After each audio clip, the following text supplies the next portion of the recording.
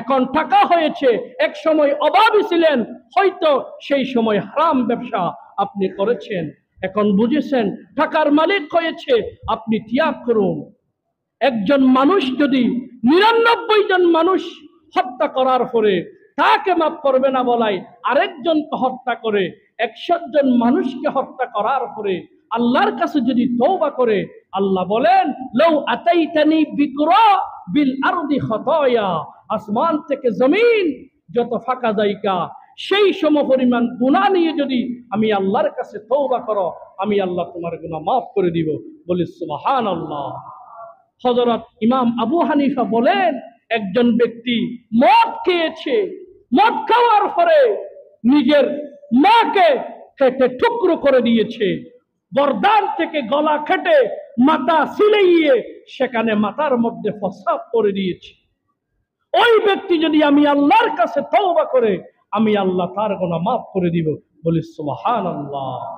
সম্মানিত ভাই বন্ধুগণ, আসুন আমরা গুনাহ করতেই পারি, আমাদের জীবনে অভাবের কারণে আমরা অনেকে হারাম খেতে পারি, কিন্তু এখন অনেক রাস্তা আছে, ওই হারাম ব্যবসা, ওই হারাম কাজ আপনি ত্যাগ করুন, অন্যথায় আল্লাহর কসম কিয়ামতের ময়দানে আল্লাহর কাছে জবাবদিহি করতে হবে। শুধু আপনি নিজে খেয়েছেন তা নয়, ছেলে মেয়েদেরকে পড়িয়েছেন, খাওয়াইয়েছেন, পড়ালেখা করিয়েছেন, সে যখন জাহান্নামী হয়ে যাবে বলবে আরিনাল্লাযাইনি আদাল্লানা, আমাদেরকে আমার আব্বা জাহান্নামী করেছে, আজকে একা যাব না, নাজআলহুমা নিয়ে আসো তাহতা কদামিনা, ফায়ের নিচে দিয়ে তাকে লাথি মেরে মেরে আমিও জাহান্নামে যাব, তাকে জাহান্নামে নিয়ে যাব। বলি নাউযুবিল্লাহ। সম্মানিত ভাই বন্ধুগণ, হযরত ওমর রাদিয়াল্লাহু তাআলা আনহু এক সময় এলাকা ঘুরে ঘুরে দেখছে এলাকার মানুষ কিভাবে তাদের জীবন অতিবাহিত করে। হযরত ওমর রাদিয়াল্লাহু তাআলা আনহু রাত গভীর, গ্রাম্য এলাকা, তিনি এলাকার মানুষের অবস্থা পর্যবেক্ষণ করার জন্য বের হলেন। রাত গভীর, একজন মা একজন মেয়ে, রাতে তাদের কাজ ছিল দুধ দহন করে বিক্রি করা, গরু থেকে দুধ বিক্রি করে। এদিকে মানুষ আসে না নাই, সেই সময়ে ছাগলের দুধ দহন করে বিক্রি করত। মা তার মেয়েকে বলছে, মা আজকে দুধ তো কম পেয়েছি, একটু দুধ যেন বেড়ে যায়, একটু পানি সেখানে মিশ্রণ করে দাও। এই কথা শোনার সাথে সাথে সন্তান কন্যা বললে, ও আমার মা, এই দুধের মধ্যে যদি পানি মিশ্রি করি,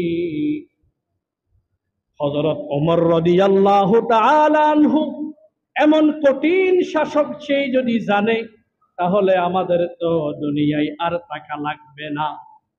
হযরত ওমর রাদিয়াল্লাহু তাআলা আনহুর কথা যখন মা বললেন, ও মা, এত দূরে, এত রাত গভীর সময় এখন ওমর কিভাবে এদিকে আসবে?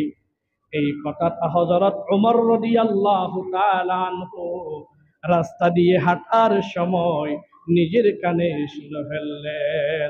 বলি সুবহানাল্লাহ। ওই কথা শোনার পরে তিনি সেখানে দাঁড়ালেন। হযরত ওমর রাদিয়াল্লাহু তাআলা আনহু আবার শুনলেন, ও মা, হযরত ওমর যদি না দেখে, কিন্তু আমার এবং আপনার একজন যে রব আছে, একজন মালিক আছে, আমরা মানুষকে ধোঁকাবাজি করে যদি দুধের মধ্যে বেশি হওয়ার জন্য যদি পানি মিশিয়ে দিই, এই দুনিয়ার শাসক হযরত ওমর না দেখলেও আমার আল্লাহ তো দেখবে। তখন কিয়ামতের ময়দানে আমরা আল্লাহর কাছে কি জবাব দেব? হযরত ওমর ওই মেয়েকে নিজের সন্তানের জন্য বউ হিসাবে বেছে নিয়েছিলেন। বলি সুবহানাল্লাহ। কেন? একজন দুধ বিক্রেতার মেয়েকে তার অর্ধ জাহানের শাসক, পৃথিবীর একজন বাদশাহ তার সন্তানের জন্য বউ হিসাবে কেন বাছাই করেছিলেন? একমাত্র আল্লাহর ভয় ওই মেয়ের ভিতর থাকার কারণে। সম্মানিত ভাই বন্ধুগণ, আসুন আমরা আজকের আলোচনা থেকে এটাই শিক্ষা নিব, কিয়ামত পর্যন্ত আমরা হারাম থেকে দূরে থাকবো।